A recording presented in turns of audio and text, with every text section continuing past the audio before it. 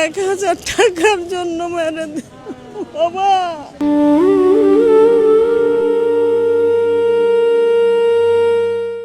মাত্র 1000 টাকার জন্য কি একটা জ্যান্ত মানুষকে পিটিয়ে মেরে ফেলা যায়? রাজধানীর আজিমপুরে ঠিক এই নিষ্ঠুরতাতেই আকাশ বাতাস কাঁদিয়ে চিরতরে বিদায় নিলেন স্বপন। যে ভাই নিজের জীবন বিলিয়ে দিয়ে ছোট ছোট বোনদের পরম মায়ায় আগলে রেখেছিলেন, তার এই চলে যাওয়া যেন বোনদের হৃদয়কে প্রতি মুহূর্তে দুমড়ে মুচড়ে কাঁদাচ্ছে।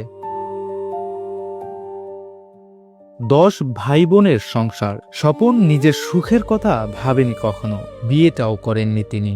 নিজের সবটুকু বিলিয়ে দিয়ে ছোট ছোট বোনদের আগলে রেখেছেন তিনি। বোনদের চোখের মনে ছিলেন এই ভাই। আজ সেই ভাইটাই লাশ হয়ে ঘরের সামনে শুয়ে আছেন। 1000 টাকার জন্য এসে ঘর থেকে মারতে মারতে বাইরে এনে মেরে স্পটেই মেরে ফেললো। 1000 টাকা, 1000 টাকার জন্য মেরে বাবা। আমার এখনো বিশ্বাস হচ্ছে না আমার ভাইটাকে এইভাবে মেরে ফেলছে। মানে এটা তো আমি কল্পনা করতে পারি না। আমাদের ফ্যামিলি এত নিচে নাই যে 1000 টাকার জন্য যে ওর জীবন দিতে হবে, এটা আমার স্বপ্নেও ভাবতে অবাক লাগতেছে। আমার ভাইকে যখন মারছে কত না জানি কষ্ট পাইছে, এটা ভাবতে ভাবতে আমার অনেক খারাপ লাগতেছে। এমন জানি আর কেউ কাউকে না মারে। অল্প কিছু টাকার জন্য এক মানুষ যে মানুষকে মেরে ফেলে, এটা আসলে ভাবার বিষয়। কি বলবো আপনাদের, আমরা আসলে সুস্থ বিচার চাই। এইরকম যেন কারোর ভাই হারা না হয়, কারো সন্তান হারা না হয়, কারো বাবা হারা না হয়। আমরা সরকারের কাছে সুস্থ বিচার চাই। এই খুনিদের অবশ্যই যেন ফাঁসির দড়িতে আমরা ঝুলতে দেখি। ঘটনাটি সোমবার ভোর রাতের। আজিমপুর মেডিকেল স্টাফ কোয়ার্টারের একটা ছোট্ট রুমে 6000 টাকায় ভাড়ায় থাকতেন স্বপন আর তার বড় ভাই সেলিম। সব টাকাই দেয়া হয়েছিল, শুধু গত মাসের ভাড়ার মাত্র 1000 টাকা বাকি ছিল। আর এই 1000 টাকাই স্বপনের জন্য কাল হয়ে দাঁড়াবে কে জানতো তা।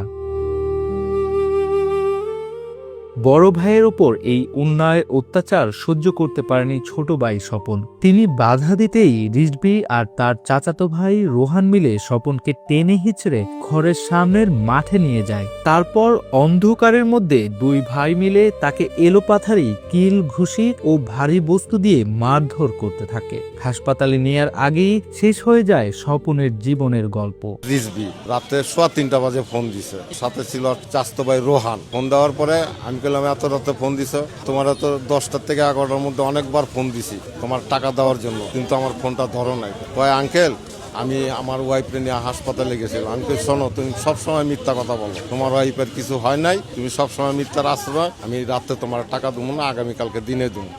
আঙ্কির বাচ্চা, আমি রাত্রেবেলা আসতেছি, আমি লাত্তিদা তোর পেট গেইলার টাকাটা নেব। সে 10 থেকে 12 মিনিট বাকি, রাত 4টা বাজবো, তখন এসে আমার দরজা নক করছে। আমি কি ব্যাপার? আসছি। আমি আসছো, হনো, তুমি আমার যে বকাবাজি করছো, আমি কোয়ার্টারের কমিটির কাছে বিচার দিয়া তারপরে তোমার টাকাটা আমি দেব। এ কথা বলার সাথে সাথে আমার 3টা লাত্তিদা ফালাইছে। আমার ভাই পাশে ছিল, বলছে আমার ভাইরা মালিকান। বলার সাথে সাথে হাত টান দিয়া মাঠের কোনা সিঁড়ির সামনে আইনা তারে ঘুষা এবং হাত দেয়া, জানি হাতে কি ছিল, এটা বাড়ি দিছে। সে সাথে সাথে স্পট।